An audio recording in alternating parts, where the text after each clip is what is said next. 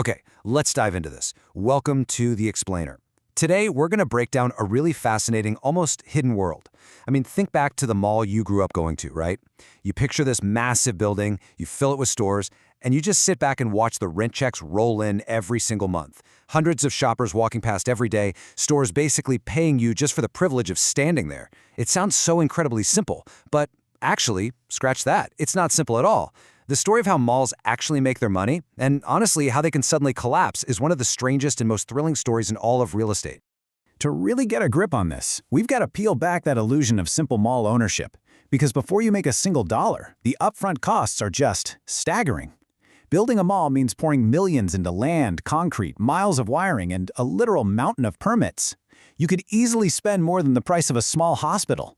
And if you're buying an existing mall, well, there is a massive gap between a luxurious high-end mall and a struggling older one. Which brings us to this defining quote: "You're not really buying a building, you're buying a bet on a neighborhood." That price tag, it tells you exactly what kind of bet you're making, whether it's billions of dollars or just pennies on the dollar. But here's the thing.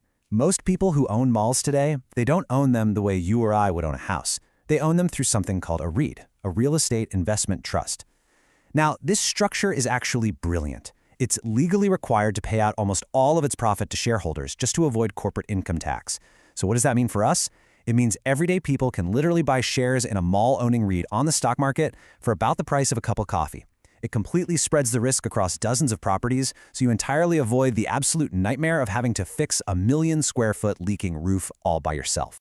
Section 1. The 4 layers of income. The mall money machine. All right, let's get into this surprisingly complex, totally counterintuitive machine that actually makes a shopping mall profitable. Now, what's really interesting about this is the shocking irony of who pays what. You've got your base rent, which is a fixed monthly cost. But get this, before their bankruptcy, huge anchor stores like Sears, for example, were paying around $5 a square foot. Meanwhile, the little specialty clothing shop right next door, they're paying $40 to $60. No way, right? Why on earth would a mall owner ever accept that? Well, because the anchor isn't paying for space. They're paying for their name. They are the ones bringing in the customers. The mall owner is actually renting out foot traffic, and those smaller shops are effectively subsidizing that massive discount. Beyond that base rent, we have 3 more brilliant layers. The second is percentage rent. This is where the mall actually takes a cut of a store's sales once they cross a certain threshold, meaning the rent scales up automatically as the mall performs well without the owner lifting a single finger. Pretty sweet, right? Third, we have CAM, or Common Area Maintenance. This is where the enormous costs of lighting, cleaning, and security are billed straight back to the tenants based on their size. And fourth, kiosks. Believe it or not, a tiny little cart taking up less than 100 square feet in a busy intersection can absolutely be the highest paying real estate per square foot in the whole building. Because in this business, position is worth way more than space.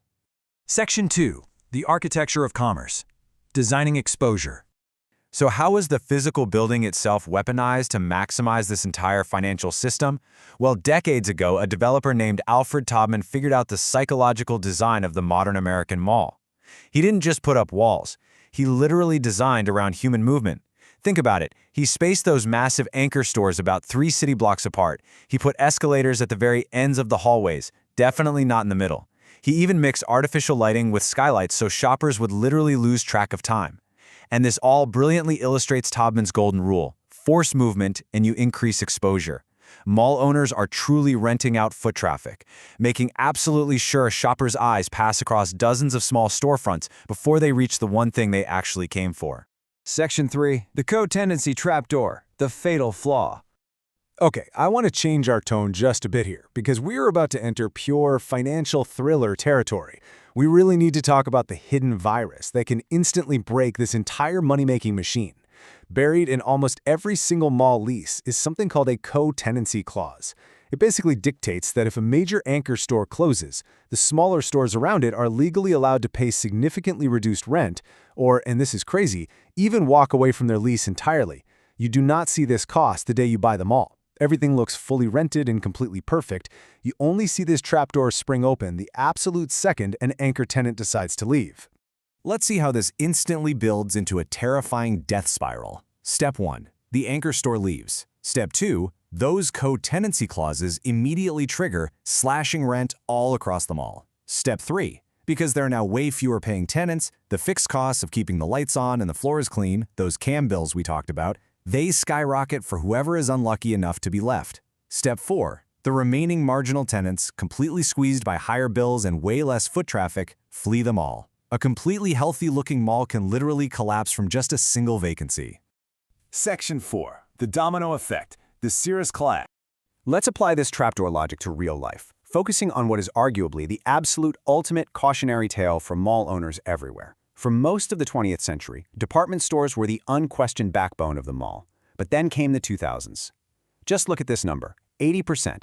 That is the percentage of Sears-branded stores that were located inside regional malls. So when Sears filed for bankruptcy protection in October of 2018, it exposed an immense structural vulnerability. This wasn't just a store closing. This was the anchor dropping, pulling the financial floor right out from under dozens of interconnected smaller tenants all at the exact same time. And replacing these anchors, it's an absolute nightmare. These giant 100,000 square foot boxes were built for one very specific tenant. They don't easily convert to anything else. In one case, a mall owner spent $100 million over 3 years just to subdivide a single old department store into 4 smaller spaces. It is brutally slow and incredibly expensive. Multiply that headache across hundreds of empty Sears locations, and you can really see why the industry was in such severe pain. Section 5. The Tragedy of Rolling Acres. A case study. To really grasp how fast this trapdoor destroys a legacy, let's look at Rolling Acres Mall in Akron, Ohio. It opened up in 1975 with Sears as its very first anchor. By the mid-90s, it was a booming local landmark, reaching an absolutely incredible 98% occupancy. But then, a competing mall opened nearby, and the anchors slowly started leaving. Target relocated, Dillard's closed, the dominoes just started falling. By 2008, the interior officially closed. Finally, between 2016 and 2019, the ruins were totally demolished to make way for an Amazon warehouse. Think about that. Even at 98% occupancy, it was completely and totally vulnerable to the domino effect. So the crucial point here is this absolutely stunning financial depreciation. In the early 2000s, a building previously valued at well over $30 million was sold for just $1.6 million. The empty shell attracted copper scrappers, one of whom tragically died, and vandals broke the skylights, letting rain just rot the building from the inside out. The owners stopped paying taxes, owing the city over $1 million. You see, it wasn't one massive, dramatic event. It was a sequence of smaller dominoes falling, entirely driven by a broken financial model. Section 6. Evolve or Die. The End of Convenience. As we wrap this up, we have to look at the mandate for survival in the modern era of retail, because the landscape has completely shifted. The Sears bankruptcy and the fall of malls like Rolling Acres didn't just happen in a vacuum. For the 20th century, a mall's core product wasn't really clothes, it was convenience. It was the only place you could compare 5 different brands in one single trip. But online shopping shattered that monopoly. Today, you have absolute convenience right from your couch. This shift brutally punished the stuck-in-the-middle malls first, the ones that weren't upscale enough for a high-end luxury experience, but also not cheap enough to beat out the discount retailers. So how are the surviving owners pivoting? Well, they're completely changing what they sell. They're moving away from old mall staples like basic clothing and appliances, and they're filling those huge empty boxes with the new mall saviors: restaurants, fitness studios, urgent care clinics, and even apartments. They're transforming into mixed-use spaces. They basically have to sell physical reasons to actually leave the house, experiences and services that a computer screen simply cannot replace.